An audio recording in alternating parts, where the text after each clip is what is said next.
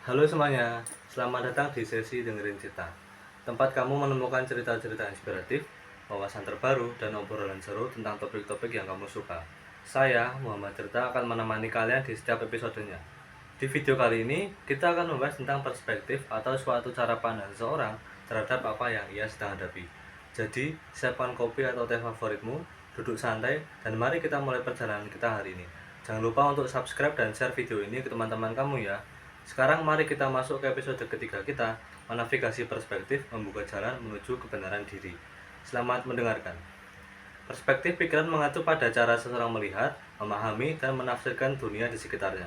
Ini mencakup berbagai faktor seperti pengalaman pribadi, pendidikan, budaya, nilai-nilai emosi, dan yang mempengaruhi cara kita berpikir dan merespon situasi. Nah, sebagaimana yang telah disebutkan, kalau faktor dari munculnya perspektif kan banyak banget ya guys. Jadi, gimana sih cara kita mengontrolnya? Yuk kita bahas. Yang pertama, fokus pada kekuatan yang dimiliki. Manusia memiliki pikiran negatif dan menghiraukan hal-hal positifnya.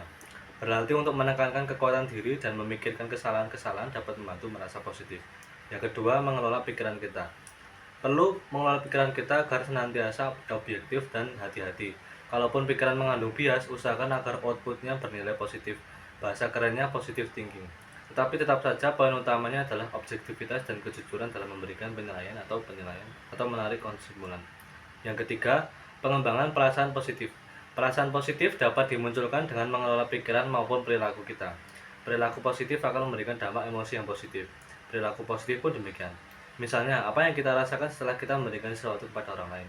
Orang lain tersebut biasanya jadi merasa bahagia karena menerima apa yang dia butuhkan. Dan kita pun jadi merasa lebih bahagia karena memberikan kebahagiaan pada orang lain.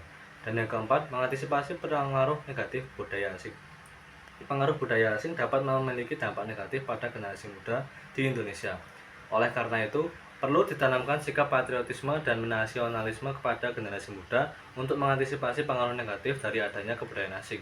Hal ini melibatkan semua pihak, terutama orang tua, pihak pemerintah, dan para ulama kebudayaan. Terima kasih telah mendengarkan episode ini tentang pentingnya mengontrol perspektif pikiran. Ingatlah bahwa cara kita memandang dunia sangat mempengaruhi bagaimana kita menjalani hidup kita.